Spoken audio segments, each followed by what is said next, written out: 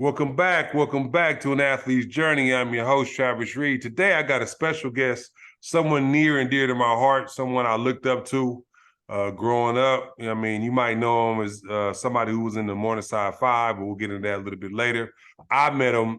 I saw him when he was at the Morningside Five. I didn't meet him then. I met him when I was in high school and he was in college at Long Beach State. You know, he was like Scottie Pippen before I remember really Scottie Pippen, you know what I'm saying?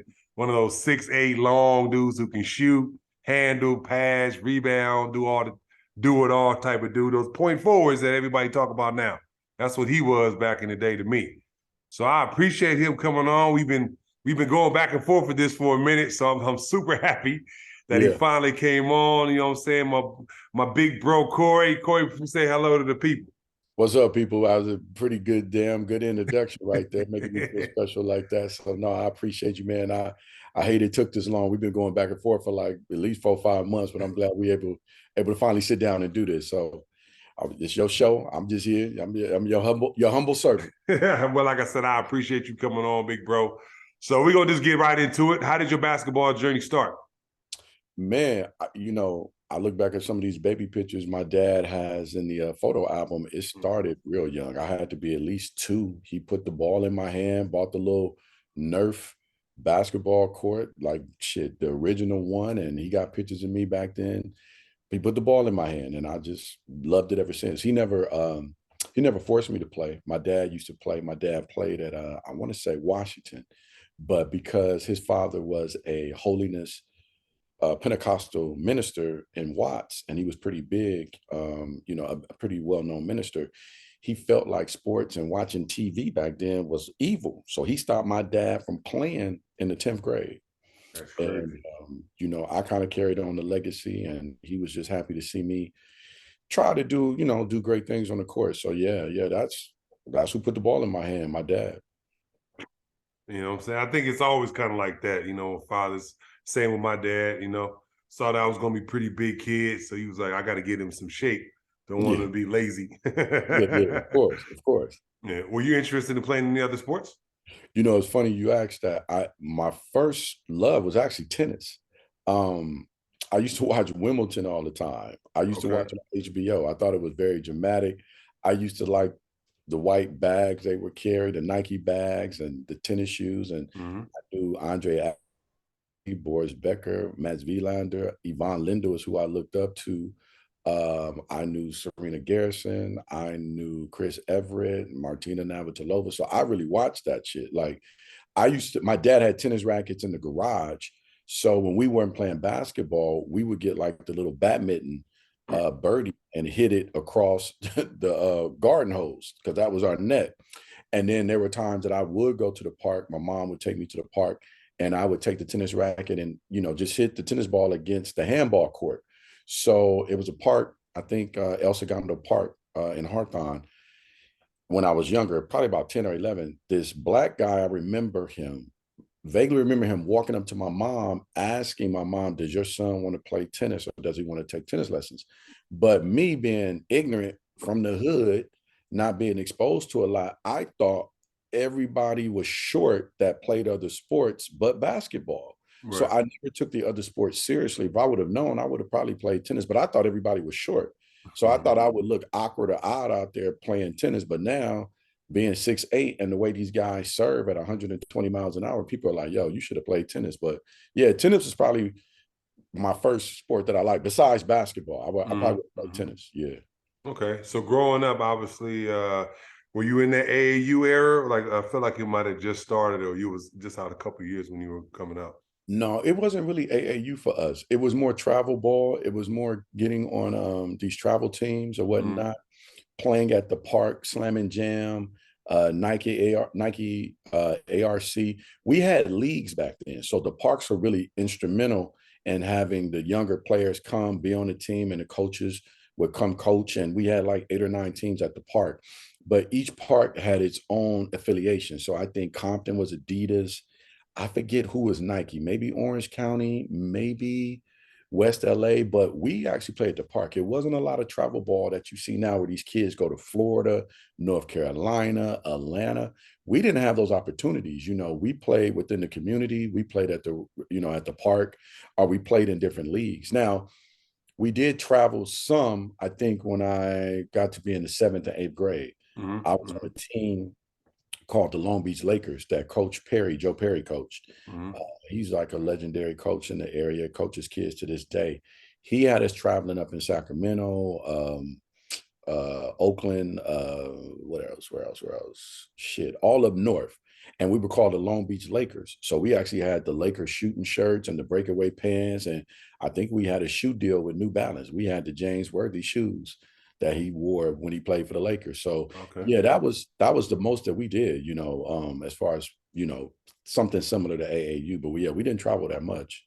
Okay. No, I think that like back then you had to earn your keep. Now it's just like they just fly dudes around like they professional dudes and they don't take high school basketball as Yeah. serious as anymore, So that's how I be feeling about it. Like they'll miss high school and play in the AAU now. Back then Yeah. that was Yeah. a no-no. No, So it wasn't like that. Mhm. were you a good player going into high school, going like a 7th, 8th grade or Yeah, yeah, yeah, yeah. The funny thing is, playing in Inglewood, the guys that I ended up playing at Morningside with, we all were playing junior high school ball against each other at in Inglewood at the different schools they went to. So me and Dwight Curry went to Monroe, Sean Harris, Richard Holloway. I remember Barry Joaquin Jones, who coached for Louisville for some time, and he was a Cal coach a couple years ago. They went to La Tierra, and Stace and Dominic went to Warren Lane. And then you had Crozier.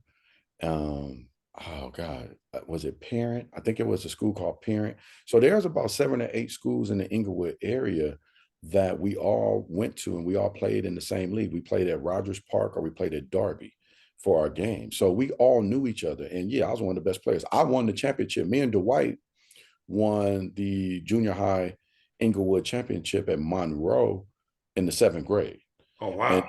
yeah, and then we lost against Stace and Dominic in the 8th grade before we all end up going to Morningside. So crazy story about that. I knew who Stace was and Dominic. Dominic and myself and Sean went to Bennett Q Elementary in Inglewood. But Dwight I met because he went to Worthington, elementary school, and then he went to Monroe. So I met Dwight when I was at Monroe. Stace I knew because he played on that Long Beach Laker team that me and Sean and Richard Holloway was on. So we won in the 7th grade. So we getting ready to play Stace and Dominic in the semifinals to go to the championship. And everybody know how athletic Stace is. So we playing and it's a close game. But it's something different though. Stace got like, it's the 8th grade. Now he got like a little different bounce to him. So back in '88, this is when this was, I'm dating myself. Jordan would do the lean dunk. Everybody was trying to do the lean dunk. That damn Stace Bozeman could do the lean dunk in the 8th grade. But he had never done it in the game. So me and Dwight thinking like, yeah, we about to get Stace and them and go to the championship. And they had a white dude on their team. We called him Larry Bird. He's kind of tall. He's about 6'5". I think he wore 33. He could shoot. So I think that was the missing ingredient that they needed in the 8th grade to beat us. But anyway, the game is close, but they kind of breaking away from us. And I'm like, damn, we got to come back. Anyway, Stace, it's a play where one of our point guards is dribbling. He throws an errant pass. Stace gets the ball at half court, steals it. He tips it ahead. Now, as he's dribbling, I'm thinking he's going to do like a one-hand dunk like we always would do in the 8th or 7th grade just to get it over the rim. But he's veering off to the left. And I'm like, this fool about to run through the door, about to run out the gym in the door. But as he's veering to the left, I'm thinking to myself, is he about to try what I think he about to try? Because I tried the shit at my house, in my yard, on my basketball court, and I could barely do it. And he's veering to the left. And then I see him coming back towards the basket. I said, oh, he about to try to do the Air Jordan tongue out, lean, kiss the rim. And man, let me tell you, Trav, when he took off, I looked at Dwight. Dwight looked at me. Now we had half court because he's already stolen the ball and he's running, and then he take off. And I mean, he linked that thing like this, and dunked that thing. I said, yeah, we ain't gonna win this game. I said, this motherfucker he didn't did the lean dunk in the 8th grade. I said, wow. So yeah, we all played against each other. We all played against each other in the Inglewood area, and we all grew to know each other that way, you know. Mm-hmm. So yeah. So, so how did you guys go all to the same high school? Obviously, you're all top players. Like you probably could have all individually went to different schools and been the best guy on the team, and So how did the Morningside Five even decide to come together? Well, be honest with you, I didn't want to go to Morningside. I ain't think the girls was cute enough because I ain't know too much. I'm gonna be honest with you. I wanted to go to Westchester. I'll try to get the Westchester girls. Of course. I was like, damn, them Westchester girls fine as hell. But I ended up going to Morningside because, as you know, back then, you couldn't just transfer, or you had to go to the school in your area, Yeah. or you had to know someone who lived in the area of the school you wanted to go to. You had to use their address. So guys got away with it, but if your parents wasn't really into that hustle and trying to get you at a particular school, you went to the school that was in your area. So that's basically what happened to all of us. Okay. There was a coach named Coach, God, what was his name? Coach Randall. Okay. Coach Randall would come to our 7th and 8th grade games. He was the assistant coach at Morningside. We thought he was the head coach. I didn't know who Coach Franklin was. I never heard of Coach Franklin. Wasn't thinking about going to Morningside. I went because of Coach Randall. And that is the reason why most of us went, because Coach Randall would come and talk to us after the game. He was already recruiting us to Morningside, trying to see who the next flock was going to be. So we just all decided to go to Morningside. Stace went, I went, Sean went, and Dwight went. Dominique did not go to Morningside right away. A lot of people don't know that. Dominique went to Hawthorne. Hawthorne High. So Dominique did not end up coming over to Morningside till his junior year. Oh, okay. Yeah. Okay. Yeah. Everybody just puts like all y'all together all at the same time. No. Dominique ended up going to Hawthorne first. Because I guess they felt like it was maybe a better school than Morningside, curriculum wise. Maybe it wasn't as much gang activity, but he went to Hawthorne first. And so me, Sean, and Dwight and Stace. Stace played varsity his first year at Morningside, 9th grade. I played JV. Dwight and Sean played freshman basketball their first year. Coach Franklin had a talk with me. He told me, he said, Corey, you're good enough to play varsity, but I have so many seniors ahead of you. I want you to get time on the floor, to get that experience, play JV, and you're going to be practicing with the varsity, so you're going to get even better. And I said, okay, coach, I understand that, because I didn't want to come off the bench playing varsity, only playing 6-7 minutes. I think Stace might have played 12 to 15 minutes. We had a hell of a varsity team. We had Tyrone Paul, Martell Blam, bless his soul, he's passed away. Terrence Howard, Arthur Savage, Emil Moorhead. We had a big center. We had a couple big centers. We, at that time, in my 9th grade year, we probably had 6'7", 6'8", 6'9", 6'8", 6'7" at Morningside on the varsity at that time. Oh, wow. You don't see that in the city. You never see that in the city. No. You don't. That's what we consider ourselves the South Bay, but it's still the city. But you don't really see that no more. But yeah, they had a big team. Okay. They had a real big team. So yeah, so that's how that all happened. Yeah. Okay. So your 9th grade year, you play obviously JV. 10th grade year, you've been practicing against varsity every day, and you've been playing against good teams. You ready to start on varsity? So how did you start your 10th grade year? How did that, how did your first year go starting playing varsity? A good question. We still had some seniors left over. And I think those guys, when I were in the 9th grade, they were in 11th grade. So we had about maybe 6 or 7 seniors. Now, Stace is ready to take off at this time. He's been practicing, getting better. His confidence is up. Playing the JV before the varsity, your crowd is not that big. It doesn't really get big into that last 5 minutes of the 4th quarter. So I kind of got the nervousness out of me because now I'm on varsity. You know what I'm saying? But it still was a little nerve-wracking to me to play in such a big crowd. We have one of the best teams at the time still.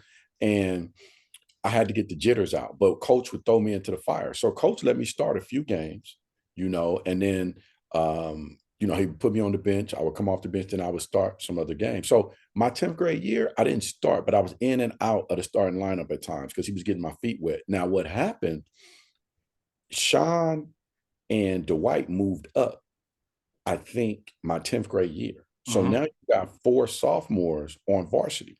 Now, Stace is leading the way because, at that time he was doing his thing as a 10th grader. But we were pushing the upperclassmen so hard in practice that Coach Franklin didn't really know how to implement us into the lineup all the way. He knew he could play me and Stace because we were ready, but he couldn't play Sean and Dwight like that. So it was some friction at times because some games we were leading the way. If the seniors were down or they wasn't playing well, he would put me, Stace, Sean, and Dwight in because we were used to playing with each other on back in the 7th, 8th grade. We'd come back, but then he'll sit us on the bench, to try to give the seniors, yeah. Exactly. So it was some friction there a little bit. Not anything where it was malicious, where the seniors didn't like us, but they probably had an attitude here and there because they knew this 10th graders, we was pushing. Going into the playoffs, I played a lot. I remember playing a game in Pomona where I think we lost. I ended up having like 20-some points as a 10th grader, balling in the playoffs. The next game, I don't play that much, and that could have been because seniors or coach felt like he needed to play his seniors, you know what I'm saying? Things like that. It was another game in the playoffs at that time. My dad couldn't take me to the game because he had to work, and my mom, took me to the game. We played a playoff game at Morningside. My mom rarely goes to the games. She don't really care that much about basketball, but she was there just to support me. I went 8 for 8, didn't miss a shot, 16 points. You know what I mean? But I get regulated back to the bench because as we go farther and farther in the playoffs, the seniors want to be seen and this and that. Now, Stace is playing on a consistent basis. Sean and Dwight are getting spot minutes. So we end up losing the CIF championship that year at the sports arena. I think we lost to Servite or one of those teams like that, and we end up losing. And a lot of people are like, yo, Coach Franklin should have played the sophomores a lot more. So that's how my 10th grade year went. It's just like up in the air. Like it's always hard because I always feel like you trying to get your seniors seen, but like I feel like the sophomores is better. Play the sophomores if you're gonna win. It's all about winning. Like they would be. Everybody gonna get seen if you win. Yeah, it's like that now because when the Fab Five came and changed that whole thing around. Now these coaches feel better playing freshmen and sophomores. Yeah. Back then, you had to go through the fire. You had to pay your dues, and that's what Coach Franklin was fighting about because you guys don't really know. We had Keenan Jordan there that ended up going to prep school in Boston College. Keenan went to Morningside. Javon Hester that played with Paul Pierce in Inglewood went to Morningside. Richard Holloway, the point guard that I told you about, he played at Morningside. Maurice Spillers went to Crenshaw. They all transferred out because Franklin didn't know how to bring all that talent together and then make sure everybody was happy. He didn't. If he would have done what Pitino did at Kentucky, 5 in and 5 out, those guys probably would have stayed. Now, remember, all those guys are sophomores. So can you imagine what our senior year would have looked like? It'd have been too much. Yeah, it wouldn't have been enough. It would have been enough time for all y'all. But if we all averaged 10 points a game, we all would have still been great because that's like at Duke. If you average 10 points at Duke and you got 5 players averaging 10, they all going to get drafted because scouts know that's true. That if you have all these players that are averaging 10 points in a dominant conference, their skill level is going to be just like that at a smaller school, at a MAC, at a Big West school, averaging 20. It's the same as averaging 10 in the ACC. So you're going to get a look. You're going to get drafted. We had a lot of players at Morningside that if they would have stayed, it would have been a serious powerhouse over there, like real serious. I mean, we were a powerhouse with the 5 that we had, but we lost a lot of guys. That sound like Crenshaw too. Like y'all sound just like Crenshaw was. Because they were talking about, like how Jock Vaughn went to Crenshaw, he left. Paul Pierce went to Crenshaw, he left. So yeah, y'all sound like that. Well, I was the Okay. only one that really. I was going to go to Crenshaw after my 10th grade year. Uh-huh. I didn't want to be at Morningside no more. Uh, I felt like they weren't utilizing me in the right position. See, I was 6'7", 6'6", 10th grader. They want to play me as a center, but I'm really an off guard small forward. yeah, yeah, yeah, So yeah. me and my dad had a meeting with Coach Franklin, and we told him, said, look, you're not utilizing his skills correctly. He's a big guard. He's a small forward. You need to be playing him like that. But Franklin felt like he was going to lose all his seniors, so he had to get me ready to play down low. And I think that stunted my growth as a Mm. high school player because I was able to do so much on the court instead of just playing with my back to the basket. Because I didn't have no post moves. I was fucking 6'6", 190 pounds. Who was I going to overpower? You know what I'm saying? But Right. I had to do it. The only other center we had was a Samoan kid. He was 6'9", Paliasi Talava, who's went on to play overseas in the Philippines for years now. Shit, I think Polly's still playing. Polly gonna probably play till he like 54. But yeah, he's still playing. Polly crazy as shit. But Willie West in the summertime before my 11th grade year was picking me up from my house in Inglewood. Was he? They had the BMW, and I think he was dating the PE teacher. Everybody knows who she was. She was fine as hell. Yeah, He was yeah, picking me yeah, up in yeah. He was picking me up in the convertible BMW, taking me to Crenshaw Summer League practice because I was going to transfer to Crenshaw. And Reggie Freeman was there, Tremaine Folks, Chris Johnson, and Tommy Davis. Yeah, yeah, that was the I was state going to be on that championship team. team. Yeah. I was going to be on that team. I was headed Oh. to Crenshaw, but Willie West said that that Morningside would not release my transcripts in order for me to transfer. And I think the district got involved. They didn't want me to leave. They didn't want me to leave. And Oh. Franklin didn't want me to leave, but he knew. He kept saying, Corey, I need you. I understand, why you don't want to play the position, but I need you. And I was like, Coach, I don't want to. I told him I didn't want to be there, but I ended up Mm. having to stay because I would have had to use somebody's address. My pops wasn't gangster like that. If I would have had one of them gangster pops, they would have had me at somebody's apartment staying playing at Crenshaw because at that time that's what you had to do. Right, right, That's what right, you right, had to right, right. do. But yeah, so I stayed at Morningside, and it's kind of a good thing that I did. We won the state championship my 11th grade year, so I'll let Yeah, you take it from there. yeah. Like I said, speaking of that, obviously he was about to leave the Morningside. Would Yeah. have been the Morningside. Wouldn't have been the Morningside five anymore. Nah, So nah. you're junior. Now you and Stace and everybody like now it's your show. Now it's your team. Yeah, now it's my team. The best thing that I did do because I was playing out of position, Dominic Ellison dad, who's passed away, God bless him. He was a fixture as a parent on the team. Anywhere Big Don went, he supported Dominic. So let's get to how Dominic got there because we're jumping ahead. Yeah. Because you can't tell the Morningside Five story in the state championship without Dominic No, of Ellison. course. That's what I said. How did Yeah. how did he come from Hawthorne over to Morningside? So I'm gonna tell you, we was kicking Harton's ass. Okay, we kicking their ass. He know it. Nah, that's my boy. He know it. We was kicking their ass, Right. and it was non-conference because they weren't in our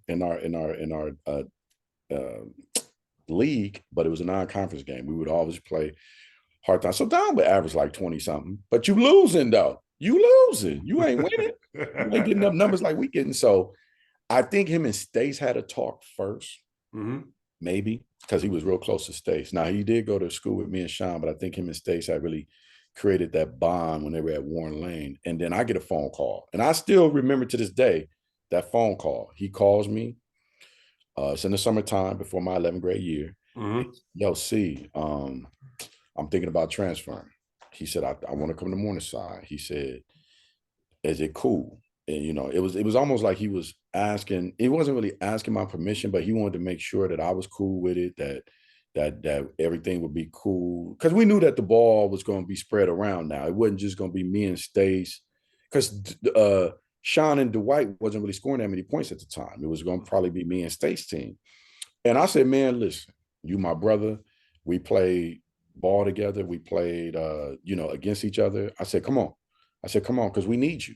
I said, we need another scorer. If I'm going to have to be down low and Stace is going to be on the perimeter, I need another wing player because Dwight was like a 6'2" Dennis Rodman.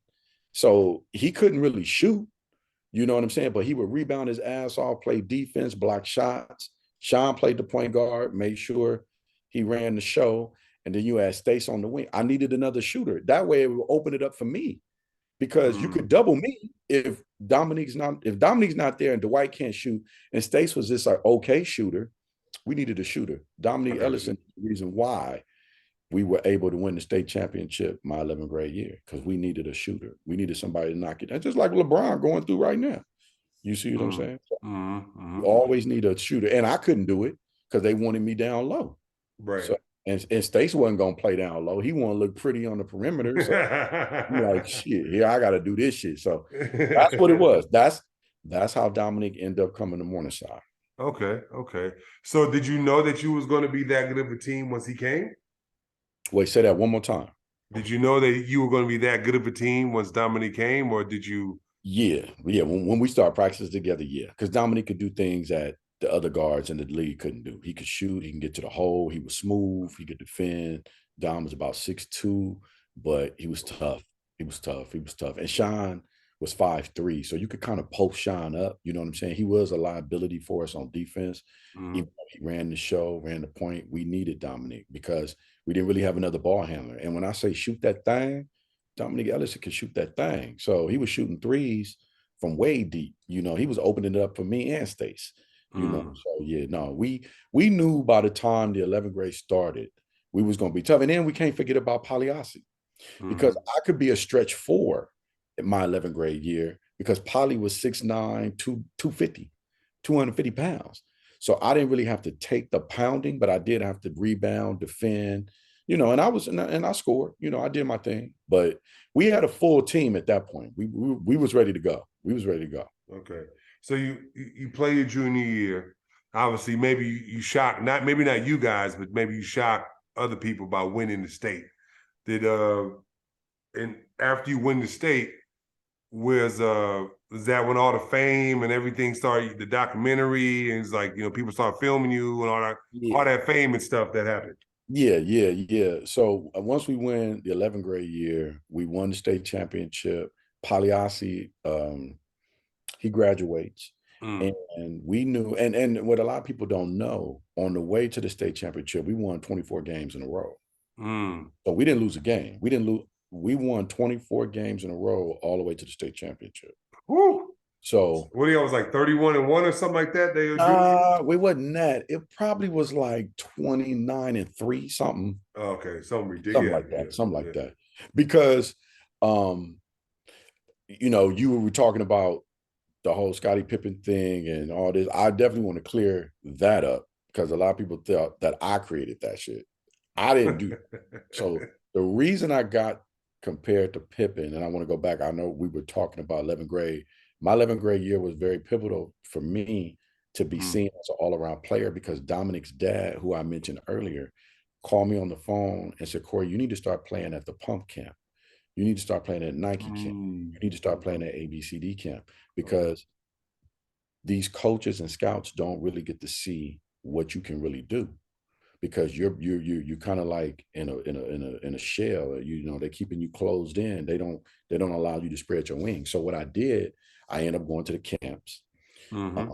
I went to Pump, and I have to give the Pump brothers a lot of credit because at that time, again, there wasn't a lot of AAU travel ball. So the only Mm-hmm. way you were able to get seen was going to these different camps. Right, right. And I'm getting recruited now. I'm getting my first recruiting letter in the ninth grade from Nevada Reno. You know, that was my first recruitment letter in ninth grade. Mm-hmm. Um, these coaches wanted to see me, but they wanted to see me like the real me. So when I went to these camps, I played small forward, point forward. I'm out there trying to look like Michael Jordan. Mm-hmm. Mm-hmm. I'm out there trying to be smooth and cool and finger roll. I couldn't jump like Jordan. I could dunk off stride, but I wasn't a super athlete like that. So I could dunk on people, but it was more like I'm coming over the top of you, not the two-hand. You know what I mean? Because that just Yeah. wasn't. So now these coaches are in awe. They're like, damn, he handles the ball, Like it's like all that stuff. They didn't all see that that stuff. before. He Yeah. can dribble. He can play D. He got long arms. All that happened because of me going to the pump camp. Mm. Dana, Dana Pump, David Pump, I owe them a lot because they said, Corey, we're not going to charge you to come to camp. Do you know what they were doing? They were charging all the white kids that couldn't play, that needed to be seen, and they were letting all the black inner city kids play for free. Yeah, you're right. You're right. God bless them. I love them for that. So once I started playing in the camp, I started getting invited to other camps and other camps. And I went to a superstar camp at UC Santa Yeah, I Barbara. remember I went there too. I went So there way back in the day. Bill Walton, crazy ass, Yeah, I remember him. Yeah. like going crazy over me playing. I don't know why he was there, but he was watching. And I think Keith Van Horn and a couple other LA players are there. And I'm balling, like I'm going to work. Cause I'm like, I'm free. I am killing. I sit down next to him, waiting for the next game, and he kind of looks at me and said, you was balling, young fella. You know, you remind me of a young Michael Jordan. I'm looking at him like, you crazy. I'm like, what did you just smoke by now? You know what I'm saying? But that's what he said. So the whole time, I'm out there trying to play like Mike. What happened, one of the Long Beach State assistant coaches saw me at the pump camp, and they started saying, I remind them of Scottie Pippen. They start saying you look like a young Scotty out there playing. They would write it in the little personal letters that they would give to the players that they were recruiting. Yeah. And that's how that started. And then a sports writer said it in the LA Times or like in the South Bay. What was that newspaper? South Bay Telegram. Yeah. I think it was Frank Burleson. One of these scouts said it. And then all the scouts and all the news reporters, they were the ones saying Scott. I never gave myself that name. I was trying to look like Michael Jordan on the court, but then I started embracing Scotty because I started watching his game. That's how that happened. That's how I was able to like show my skills and really get known, and then start to get heavily recruited by just about everybody, like everybody from East Coast teams and Midwest, and and on the West Coast. So that's really how that started, my 11th grade year. Yeah. I got you. Well, like I said, when I saw you, that's why I said Scottie Pippen, because there wasn't a lot of 6'8" dudes who could handle, shoot, pass, play inside out. You know what I'm saying? That, like do what Scottie did. Yeah. And that's what I was like, this dude is like Scottie Pippen, I heard it obviously too. I was like, oh yeah, he do play like Scottie Pippen.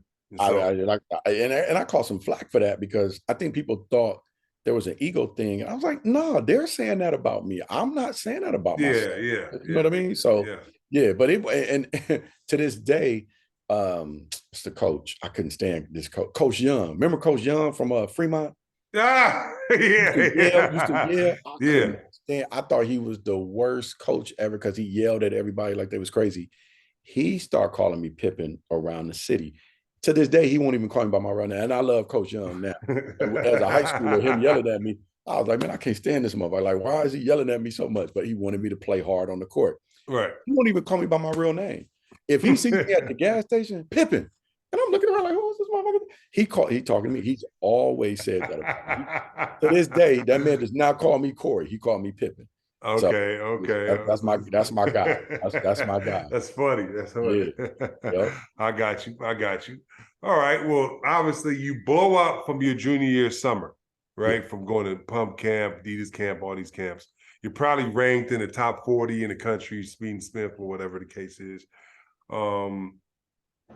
Now, going into your senior year, all this, you're good, Stace is good. You bring in, obviously everybody come in. You're defending state champs. Yeah. Now they say they want to do a documentary with you guys. How did that come about?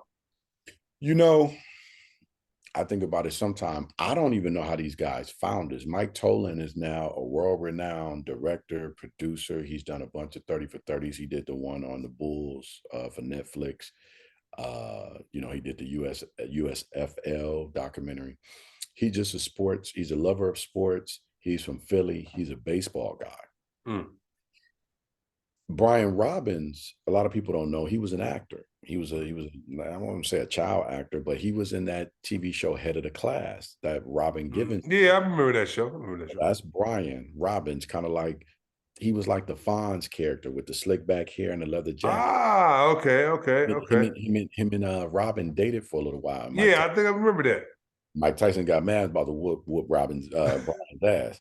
So that was a funny story he told. But anyway, I don't know how they found us. They told us that it came down to Morningside, Crenshaw, Verbum Day, maybe Manual Arts.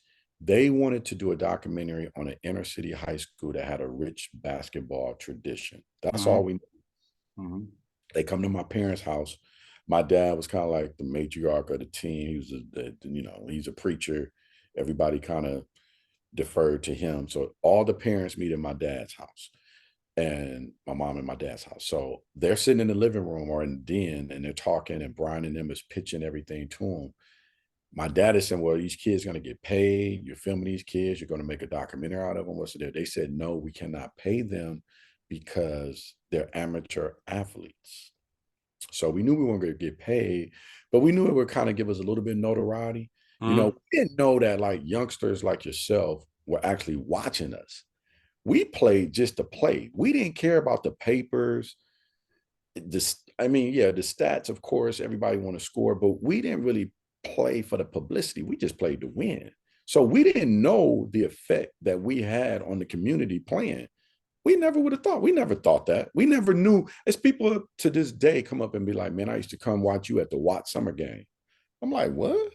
Like, I didn't know. I didn't know y'all looked up to us that much. So that's just, that's beautiful to me, because I mean that means we touched y'all with what we did, you know. Mm-hmm. But to go back to the documentary, yeah, they just chose us. I mean, you gotta think, Lisa Leslie was at the school. They were winning state championships at Morningside. Tina Thompson transfers in. Devin Johnson comes. I mean, they already had a girl named Taisha Whiting, uh, Jokina. God, it was another girl, Melinda Cook. I mean, they had a bunch of ball players, Mm-hmm. girls inside that could hoop, that was going to college all day long. So it made sense for them to document the boys' team. And no other men's team had ever won the state championship but my team, because Byron Scott went there, Eldon Campbell. I had a cousin that went there in the 70s that played for Jim Herrick, who was the player of the year at Morningside, named Jackie Robinson. I didn't find this out until my senior year. And I didn't even know my cousin went there and played. So, and he played for Tark at Vegas in the 70s. Oh, So, okay. and he Okay. won a championship with the Seattle Supersonics in the 70s with Jack Sigma World Be Free. He was Oh, in 79 with Dennis Johnson too, he I was think. on Yeah, that yeah. team. My cousin Okay. Jackie Robinson was on that team. Oh, okay. Okay. Yeah, yeah, Okay. yeah. So my family has a rich basketball tradition. His brother Sam Robinson played against Dr. J in the ABA. Sam went to, I want to say, Jefferson, and they Mm. called him Super Sam Robinson. So he played in the ABA. And then their other brother Dale went to Inglewood in the 70s and played with Jay Humphreys and Reggie Theus and played at Utah State. Oh, wow. Yeah. Okay. So Yeah. so so my family is tied in with the Tarkanians a whole lot. A whole Okay. yeah. Okay. Yeah. Okay. So I mean, yeah, yeah. Back to the documentary a little bit. Okay. Obviously, you're 17, 16, 17 years old. Are you like rock stars on campus with a film crew walking around, like Yeah, filming yeah, your every move and stuff? yeah, it got to that. I think people were more like intrigued. They weren't really in awe, but I think maybe the underclassmen were, but the girls and the guys who knew us growing up was like, man, that's just y'all, whatever. But I think when we went to other schools and the cameras were following us to other schools, then yeah, we were kind of like rock stars. People were like, Okay. who the hell is that? Why they have cameras? Because reality TV really wasn't around like that. Yeah, that's true. We were, That's we true. were the That's first true. reality stars, and you're talking about 1993 when this Yeah. documentary was being filmed. So yeah, I mean, you got the girls coming around, the guys looking up to you. They want to be close to you because you're gonna get the girls because the camera following, and you win it, and we winning. We played Charles and Avondre over at Artesia non-conference game at Gar and beat them. Was up by 20 at halftime and only won by 2 because the refs cheated. And Stace hit a last second shot out the corner, and we beat them fools. And the cameras is following us to that game. So Oh wow, because I remember they obviously they won state, but like yeah, they won yeah, state. They yeah. won Y'all state beat and them. won That's state. crazy. Yeah, so we ended up playing them in non-conference game. We played Mater Day. We played Crenshaw. Didn't nobody want to see us, man. They ain't want to see us. They ain't. My Y'all senior beat year, Crenshaw too? yeah, we had to. We had to play them because they talking big shit. They wolfing, they talking. You know what I'm saying? Artesia talking, Mater Day talking. They ain't Right. want, man. We were Division 3, So some of these schools are city schools, D2 Yeah, schools. yeah. They were Division 1. Yeah, the Crenshaw Yeah, was in yeah. So modern we had day. to give them that work. We had to give them that work.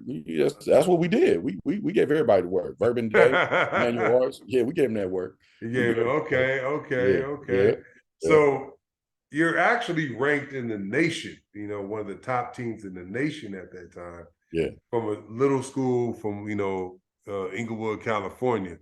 How did you stay grounded, with all that pressure and all that going on that year? I, um, I don't think we did stay grounded. I actually quit the team because Mm, the cameras I felt like were a little too much. I felt like they were a distraction. I okay. had already pretty much committed to Oklahoma Sooners Hmm. early because they recruited me so hard. I was recruited by 33 schools in Yeah, the we was going to get into that. I was like, and I know your process, like you blew up in the summer. yeah, I blew up in the summer. So did like all these schools that started recruiting, they just like, okay, we got to attack them hard, and you wanted to get signed really early, your senior year. You wanted I to have it think all so. done. I think so. I mean, at that time in the state of California, in the Southern section, I was the fifth ranked player. Hmm. I think Jock was number one, Charles O'Banning, Stace, Avondre Jones, Monty Marcaccini, and I used to kill him at Notre Yeah, Dame. from Notre Dame. Remember Monty? I used to kill him. Yeah, I remember him. Well, yeah. I was number five. And then Monty, then you had Keith Van Horn, Austin Crozier, Ed Yep. Gray, Keely Jackson, John Wilson. I name them all. 93 class on the West Coast was a hell of a class. Hell of a class. So, yeah, there was some ego there because we all are getting notoriety. We all are getting the cameras in our face. And I had quit the team. I quit the team for like 2 games. And there's footage in the first documentary where they came back. All the players, the other four guys came to my house Hmm. and asked me to come back to the team because I had quit. I was like, look, man, we're not playing together. Me and Stace get into a fight. I feel like I saw that on the documentary. I feel like I Me and, saw that. You know what I'm me and saying? I Stace remember got that. into a shoving match at the Artesia game in the locker room because I felt like he needed to have the ball all the time and Sean was deferring to him. I Hmm. was used to Sean sharing the wealth, passing me the Mm. ball, passing Dominic the ball, passing Stace the ball. Dwight really didn't even ask for the ball because he was like our Dennis Rodman. Right, right, right, right, Sean right. just needed to keep me, Dominic, and Stace happy. He was deferring to Stace, and I'm like, look, man, I've been carrying us doing shit too. Like, don't. And remember, I'm playing down low, so I gotta wait for these fools to throw me the ball. And Yeah, I'm yeah. like, yo, y'all motherfuckers y'all ain't gonna throw me the ball. But then they want to give me the ball in the playoffs because my average would go up to 20. I Okay. only averaged 13, 14 points in high school. Sean averaged 10, Dwight, Dominique averaged 16, and Stace and Dwight averaged 18. Oh, wow. Okay. Yeah.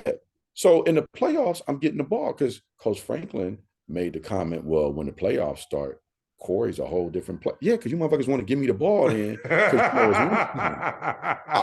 And listen, I got the scrapbook to prove it because I Right. cut up all my, so I'm not gonna lie about this. Everybody know I'm a straight shooter. What Yeah. I figured out, Travis, and I didn't figure it out till a few years ago. I was thinking about this shit because Okay. I kept saying, why don't these motherfuckers pass me the ball?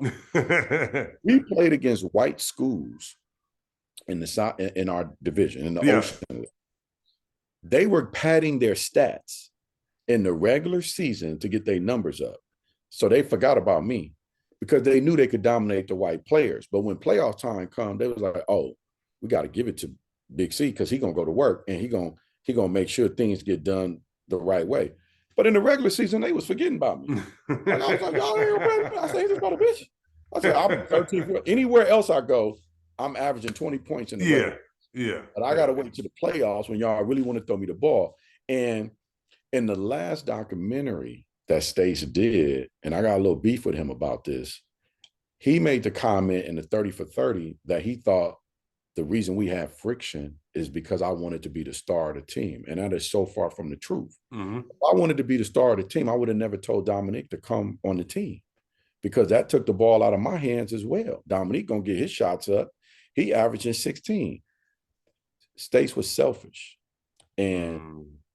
I told him he was selfish. And I got into it with Coach Franklin on the bench because I said, Stace is not playing the way he needs to be playing for us to win another state championship. Mm-hmm. He's worried about himself and he's worried about his stats. So I quit.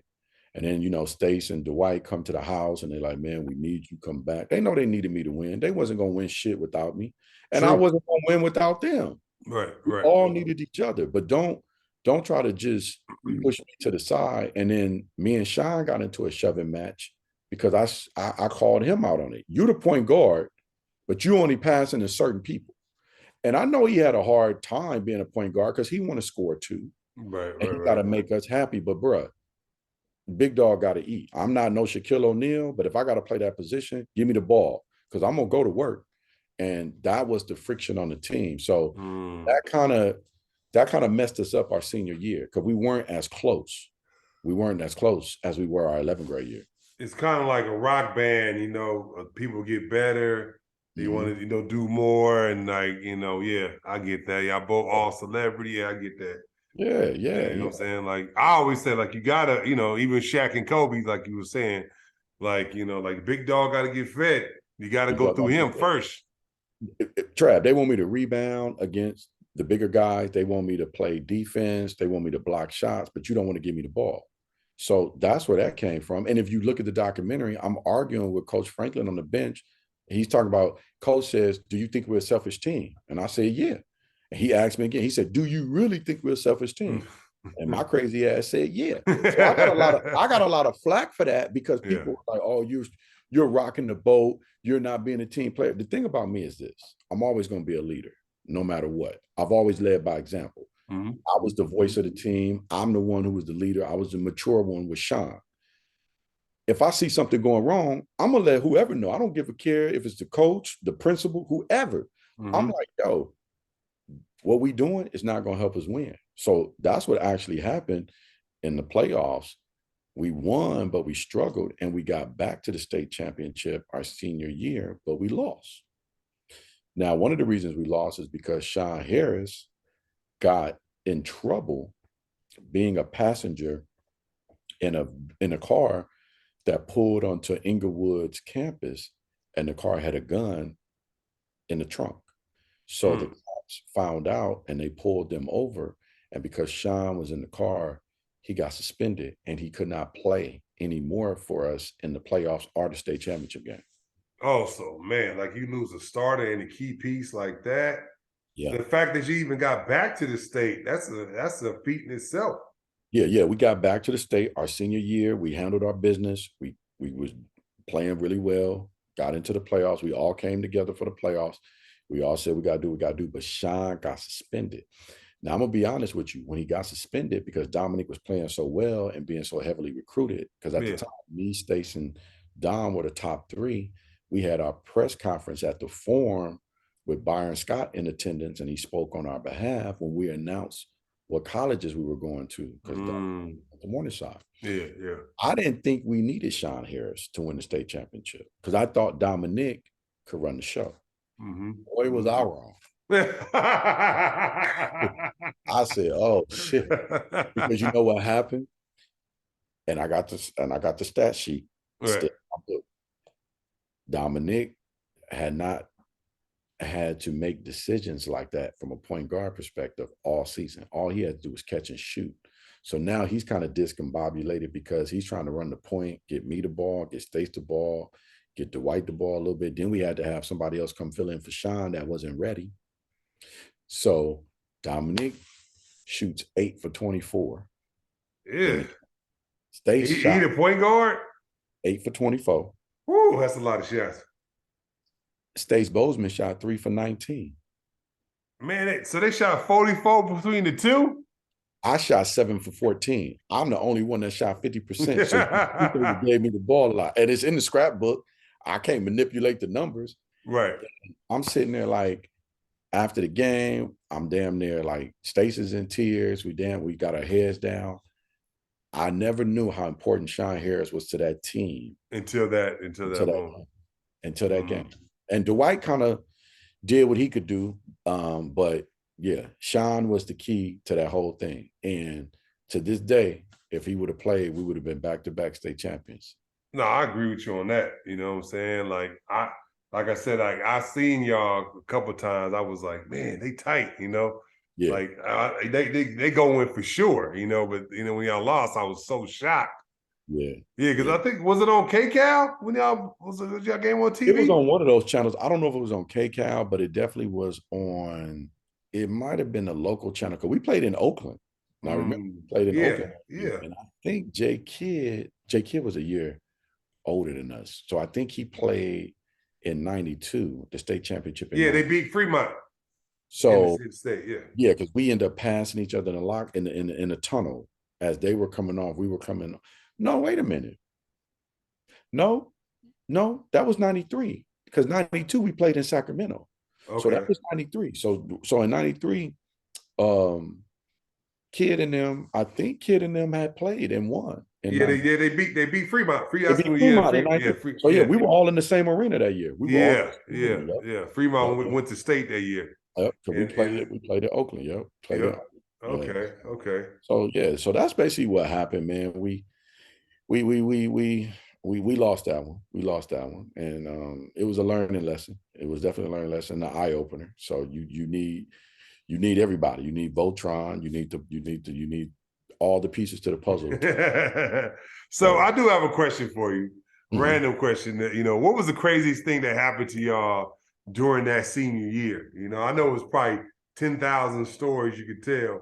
What was the Mm, craziest thing that happened to the five? Or damn, you in the five? You know, it doesn't really matter. trying to think, man. We were so focused on doing the right thing to an extent. I'm trying to think. It's the craziest thing. Look, Coach kept us on a tight leash. He ain't. Okay, Look, okay, we was okay. pretty. We was pretty wild. Dwight was wild as shit. Ace was wild. Dominique was like the bougie wild. I was kind of like in between, and Sean was like a straight A student, but he hung out and he was kind of wild. We we didn't really get in too much trouble Okay. besides them not going to class. Like Franklin was pissed off about them not going to class. Some of the players anyway. But I'm trying to think. I think we did get in trouble for weed though. I think a couple players got in trouble for weed well, yeah. I on in the mean that. principal office. But they, Inglewood protected us.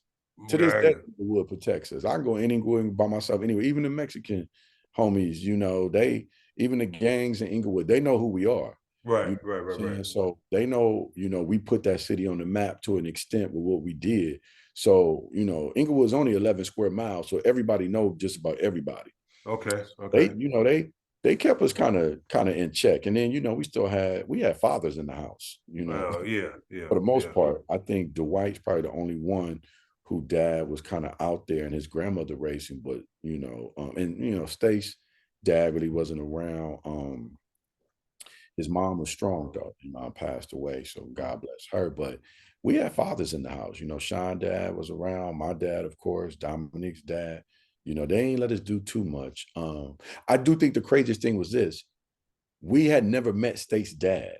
I think State's dad, and this is well documented, he was in prison. Mm. So for the first documentary, Mike and Brian, I think his dad got out of prison. We were in a playoff game, I think. We were on the road playing a playoff game. And we kept hearing that State's dad, or something about State's dad kept coming up, that he might come to the game. Now, we've been knowing State since we knee high to the curb. Right. We never seen State's dad. Didn't know what he looked like, didn't know who he was. Man, they brought that man in the arena. He watched the game. We didn't even know he was in the stands. He comes down to meet Stace, and we looking at like, who is this dude coming down to talk to Stace? And it was his dad. So Oh that wow. probably was, and that was the first time Stace had ever seen his dad. Oh wow. So Okay. it blew Stace's mind. And I don't think Stace really expected that or he even wanted that to happen because he hadn't been around for so long. He was in prison. I think his pops had got on drugs or doing whatever. But, he was trying to do better. He was out of prison, and Stace's uncles brought Stace's dad to the game. So Wow. that was crazy. That was crazy because we were like, we had never seen his dad before, never met his dad, didn't even know who he was. Okay. Okay. Yeah, yeah. So that's crazy. But man, listen, shit, you got me thinking back all right, 98. I can't think about, I'm trying to think with the crazy. I can't remember. You had to give me that on the second segment, man, I because got you, man. I I can't got even you. remember. Yeah, I got you. All right. Well, no, now pretty much you're obviously one of the best players in the, basically in the country, at one of the best schools in the country, and you're getting recruited heavily. What made you choose Samson in Oklahoma? Now that's the thing. I didn't choose Samson in Oklahoma, and I'm glad you brought that up. I never chose him, and he was not there when I was being recruited by Oklahoma. Remember, Samson was at Washington State. Okay. Dominic signed with Samson out of I'm fixing this damn sweater. Dominic signed with Samson out of high school. He went to play Okay. for Samson, not me. I went to play for Coach Billy Tubbs. All my Yes. dead now. Yes. Damn, Okay. I gotta say, God bless Billy Tubbs. He just passed away last year. And Okay. that little man recruited me out of high school. I was recruited by SC, Pepperdine, Mm-hmm. shit, Washington, fucking Oregon State, UCLA didn't recruit me. I wasn't. I don't think I had Toby Bailey's hair. For, you know, you know how that go. You know, Yeah. they weren't getting no brothers from the hood. You know, because you played at Yeah, UCLA too. yeah, yeah, You yeah, know, yeah, yeah, yeah, Long Beach recruited me super hard. Greenberg wanted me so bad. yeah. And I didn't want to go there because they played in the regular high school gym. The pyramid hadn't Yeah, been they played at the gold mine. They played the go gold by. I mine. ain't want Yeah. to go there. Man, They playing no played high the high school school last year. gym. He was pissed off to me to this day. You don't want to come to Long Beach? Hell no. Where the gym at? You got me the damn quarterback. I played in the gym like this in high school. I need to play in an arena. So he was pissed. But yeah, man, Nebraska, all these schools up and down, and it was just so crazy. I counted how many schools. It was my basketball number, 33. Okay. So I chose Oklahoma because back in 88, I think they went to the national championship against Kansas. And I Mm-hmm. love Oklahoma. I love the way they ran up and down the court. Skeeter Henry, Mookie Blaylock, Stacey King. And I was like, man, they play a Mm-hmm. fast pace of basketball. And Right. they weren't like Skeeter Henry. They were skinny. So I was thin. So I was like, oh, I could play this style. I could just run up and down the court, score a bunch of points. And I ain't got to be doing all, going, playing down low. I like the style of play. And I like UNLV as well. Right. So Tubbs just, he recruited me. He had an assistant coach, Mike Anderson, and Coach Mims. Mike Mims ever on me hard, but Coach Anderson was on me super hard. And to this day, I wonder whatever happened to Coach Anderson, because I took my recruiting visit to Oklahoma. I think you got Mm-hmm. 5 visits at that time, and then you got 10 in-home visits. I take my recruiting visit to Oklahoma, and he's on me like, you going to come sign with us or what? We want you. You coming to sign with us? I said, Coach, I don't know. Let's play some pool. He said, if I beat you in pool, you got to sign on the dotted line. You got to come to Oklahoma. And I knew Oklahoma had a big football tradition, and they Yeah, had yeah, basketball. yeah. And they took me to the game, and I'm looking at the football game and all this. I'm like, shit, this might be the place to be. So Mm-hmm. he beat me in pool, and my ass said, I'm going to come to Oklahoma. And it was out of Oklahoma SC in Santa Barbara. I Okay. was with the Santa Barbara because my boy Idris Jones, Ray Kelly, a couple other caps is there. I wanted to go. I'm gonna tell you the reason I almost went to fucking Santa Barbara. So, Honey Love, the video, R. Kelly, the girl in the video was either dating Idris Jones or Ray Kelly, the little point guard. Right, And I right, right, want to right, say it right, was right. Kelly. So I'm on my visit, and somebody mentions that to me. They like, yeah, the girl from Honey Love date one of the. I thought if I went to that school as fly as I thought I was gonna have a shot at her. She was fine. She don't know no Ray Kelly. She gonna get me. I'm the man. I'm coming up in here. I'm the man.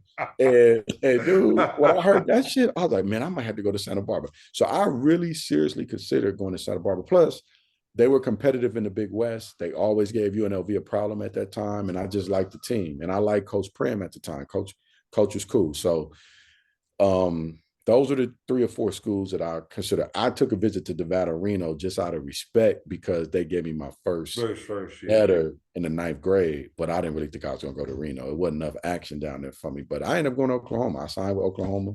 And what happened, Tubbs ended up leaving my freshman year. So Mm. the whole year goes by. He's playing me preseason, but they redshirt me, Mm. because they had Ryan Miner, Calvin Curry. I was the baby of the team. I was the only freshman on the team.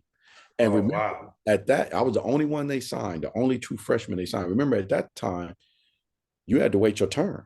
They wasn't Yeah. playing freshmen like that right away unless you was like Marcus Camby or something like that, or Joe Smith. I'm 6'7", 6'8", 190 pounds. They're like, Mm-hmm. yo, you're gonna be good, but we want to bring you along slow. So they redshirted me, and I didn't want a red shirt. But excuse me, what I figured out when I got there, I wasn't fundamentally sound. I wasn't ready to play. I didn't know how to reverse pivot. Franklin taught us some things in high school, but he didn't teach us everything. Of course. Stace even made the comment in the ESPN 30 for 30. He said, when I got to USC, I was not fundamentally ready. That's why he only got to here instead of getting way up here. Mm-hmm. So I had to learn all that footwork again. I had to learn all that. And I got it. I got it, but I wasn't ready. So what happened?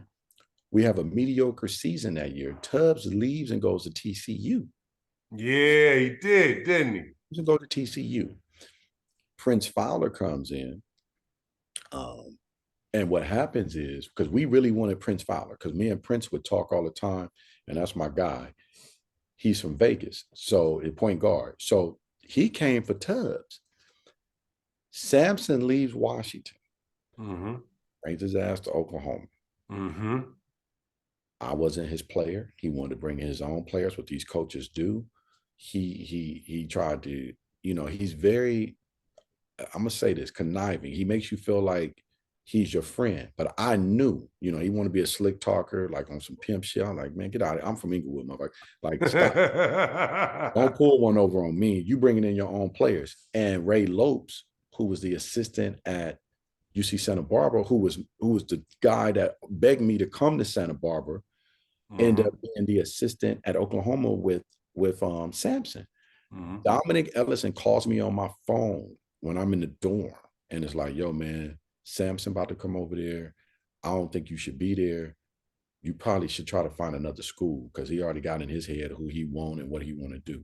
And I really didn't play my freshman year, my year. I would have been ready to start. Tubbs told me I was going to be the man coming off the bench, the sixth man, my sophomore year. I would have been a redshirt You freshman. redshirt freshman year, yeah. I'd have been, because that's how well I was playing in practice. That's how better I was getting good. I was good, but I was getting to that level where I was ready to play college ball. Tubbs said that in a meeting. He said that in front of all the players because he was critiquing all of us. Mm-hmm. Mm-hmm. He leaves me. I don't want to go to TCU because I don't know anything about Texas. I don't have no family there. Mm-hmm. And he kind of asked, "Do you want to come with Coach? I'm probably gonna stay because I'm already out here in Oklahoma. I don't know nobody in Texas, so I didn't have no family." So that's what happened. Sampson comes in, and he made me feel so uncomfortable. I'd end up leaving, and 7 other players end up leaving after me. 7? That same year.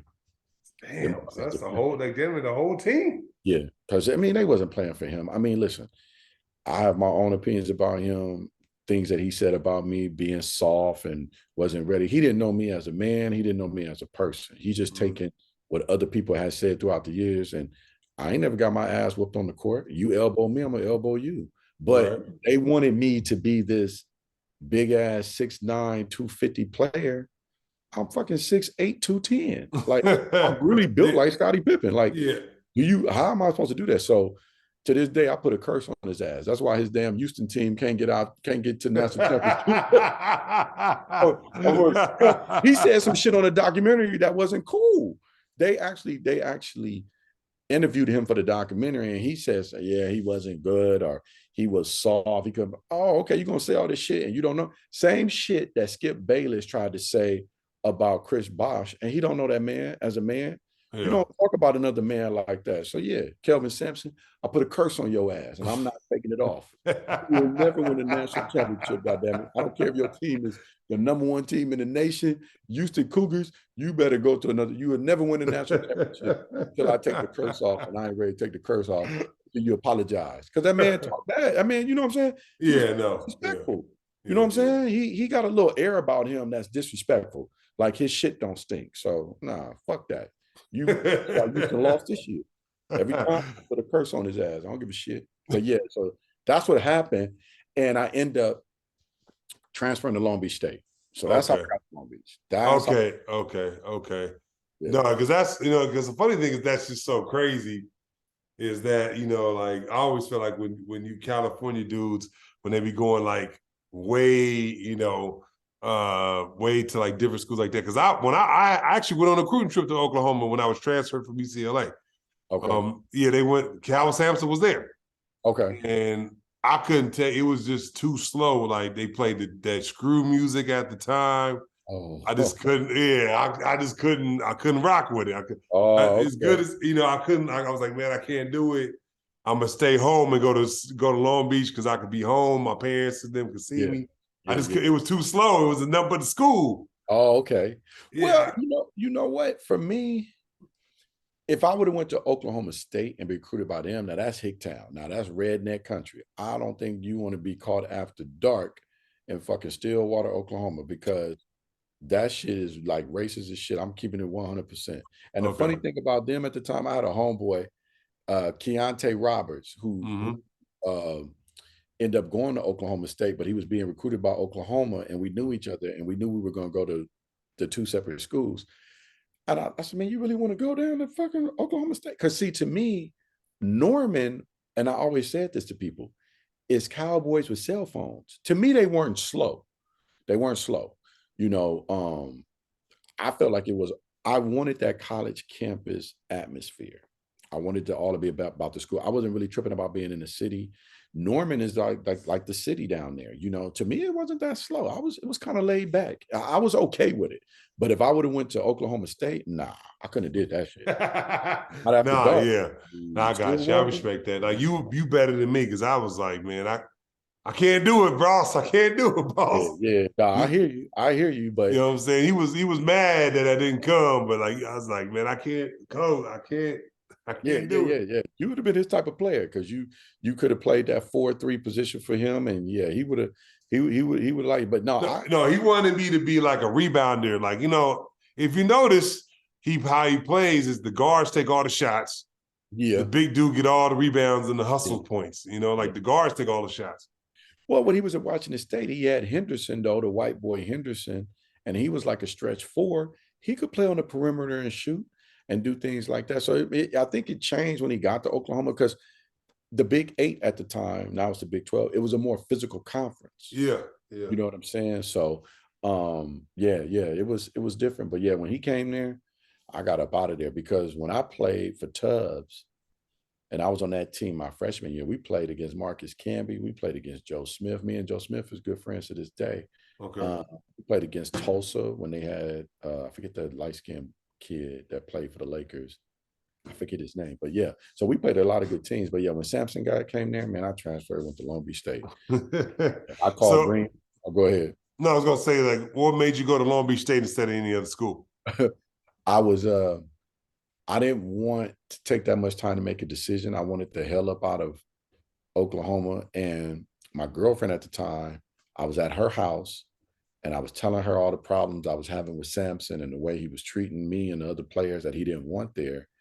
And Long Beach State game came on, the Mm. inauguration of the pyramid. So Oh, it okay. was an ESPN game and it came on late, and I'm watching it and I'm seeing all my boys, Akili Jackson, Everett Ratliff, Mm-hmm. uh, uh, uh, what's my boys, James Cotton, Yep. Mm-hmm. Joaquin Hawkins, Mm-hmm. uh, Eric Brown, Jamie Dixon, because I went on a recruiting trip to Long Beach, so I knew everybody and they knew me, and I'm like, oh shit, they built the pyramid.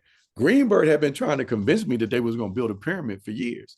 And I was like, man, y'all ain't building no damn pyramid. They get out of here. You play in the damn Cracker Jack box. So I see that shit and I look at my girl at the time. I said, look, I'm out of here. So just be prepared. I'm about to call Greenberg. And he said, bring your ass on home. He said, come on home.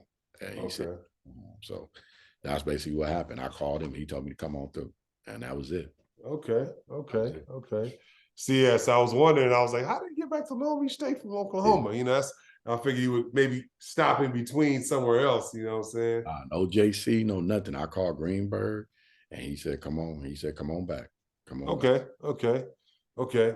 And now I want to go back a little bit Okay. and want to ask you about. I know you said he was fundamentals you had to learn. What was the biggest difference between college, your first year, and like your high school career?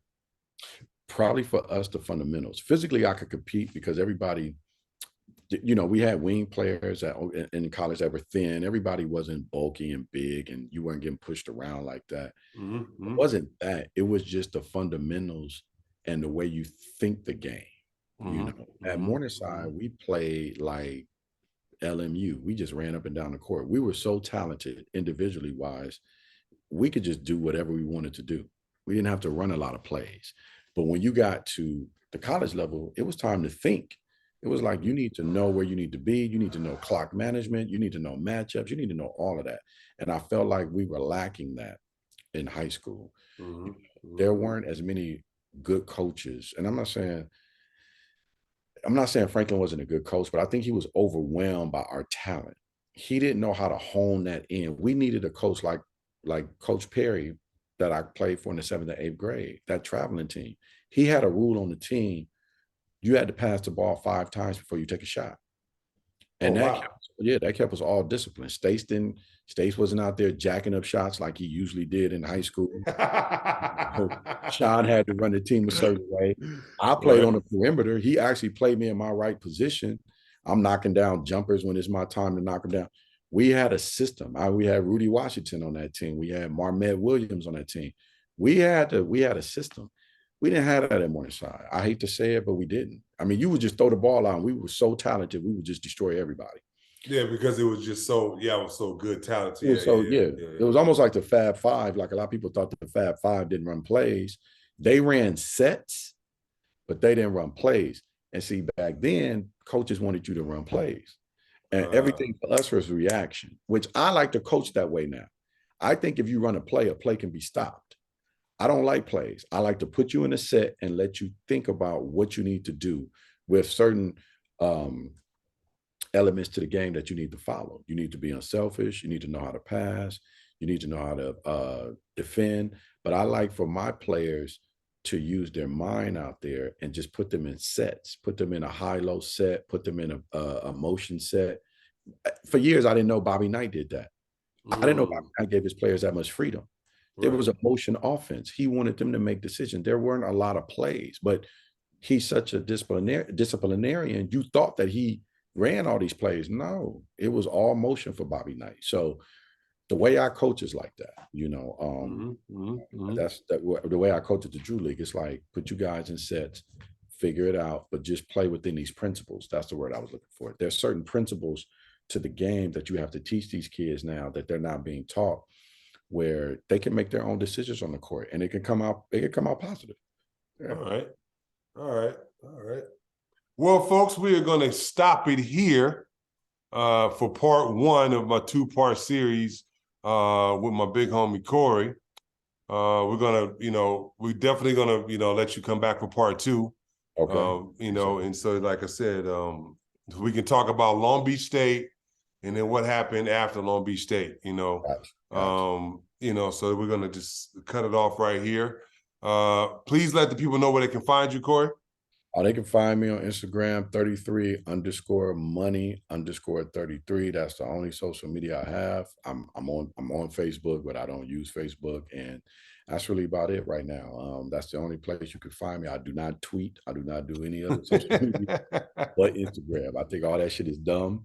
At some point, it is what it is. It's the way of the world. This is where these kids get seen. But yeah, that's where y'all can find me, and y'all can find me down at the Drew League, trying to win another championship with my boy Keon Kendrick. I know Big Keon, what I'm saying? In 2018. So I'm back on there coaching with him. I'm trying to get him back to the promised land. So we're trying to get one more. We're trying to get us another championship. So no, I got you. You can follow me at Travis W. Reed, Travis W. REED on Instagram. Follow me also on Facebook, Travis W. Reed. I got my link tree on my Instagram, so you can follow like the individual shows. The newest shows is always up. If you're still looking for that Travis Reed merch, the Athlete's Journey merch, feel free to DM me or message me on Facebook. Yeah, and like I said, I do have a Twitter account. It's Travis Reed UCLA, something like that. I just got it, you know. So it's like a week or two old. It's like 2 weeks old. So I'll give you the right one on part 2 of this episode. But we'll talk to y'all later. Peace. Peace. All right. Thanks, brother.